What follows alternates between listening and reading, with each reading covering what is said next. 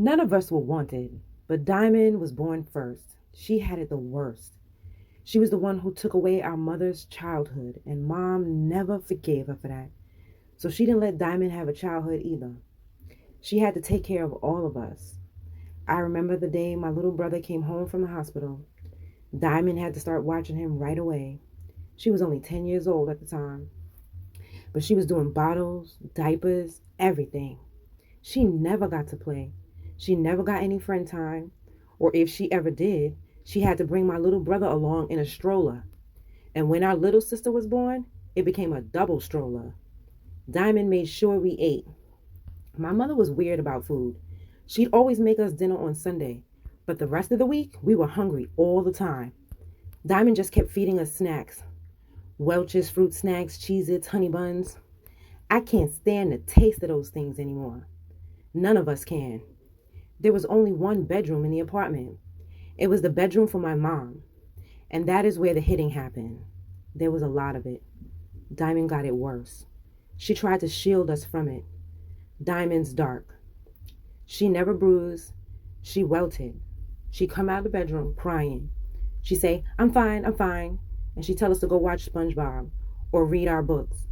It's because of Diamond that I read so much. One night, Diamond came home from work 10 minutes late, and my mom beat her to a pulp. That was the night I told her to escape. I told her, never come back, Diamond. Never come back. And she never did. She went to foster care. She was in a shelter for a while, but she ended up getting her degree, and she's still taking care of me in a way. When I had nowhere to go after college, Diamond let me move in with her. She doesn't have a great job right now. She's raising a toddler by herself, but she's still helping me pay for classes so I can go to nursing school. I know she's tired. She's been a mom since she was a little kid. Diamond's exhausted, but she's never closed the door on me. And I just wanted to say thank you, because I don't know if I ever really said it. Thank you for saving my life. You can reach Jonelle at jonellerichard@gmail.com. That's JON as in Nancy, N as in Nancy, ELL as in lady, RIC as in cat, HARD as in dog, @gmail.com. I know she's having trouble navigating nursing school applications right now. She already has a BA, so is looking for an accelerated program, but is running into some walls with New York programs, prerequisites, and etc. If anyone would like to mentor her through this process and provide other assistance, please reach out. This is normal in how we have been programmed. I'm in love, I want to have sex. This is what we have focused on, and I say you can produce sex obsession if you do not meet the dependency needs of children. Children have to have mature parenting. They have to sit on the lap. They have to be helped when they want to be picked up. You can't say, get away from me, you're too big. That's 18 months. Children have to be held and comforted.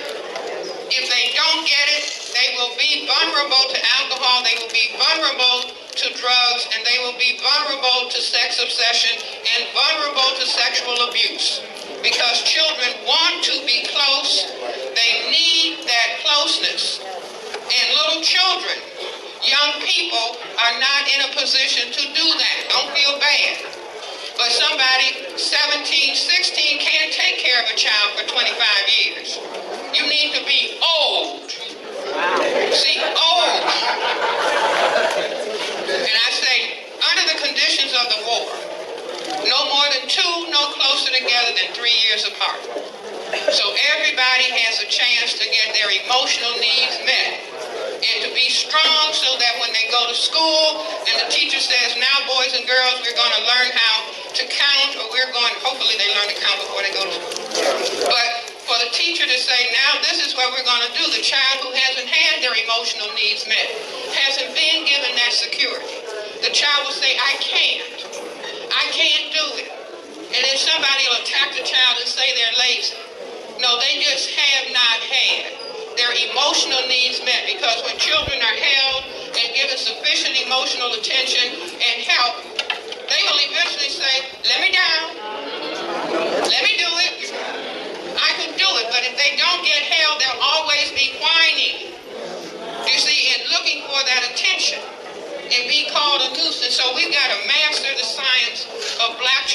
production, development for countering racism, because this is a war. Nobody is going to maximally develop us but ourselves. So nobody needs to feel bad if they didn't do it. Just think about it and pass the information along so that we stop giving children away to foster care. See, this is painful to children. And they end up being physically abused, sexually abused. Now, there's some superb foster parents.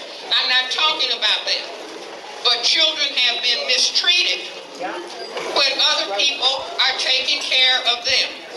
If the parents are not mature, their own biological parents can mistreat them. But we want to perfect taking care of our children so that they can be instruments for the production of justice on this planet.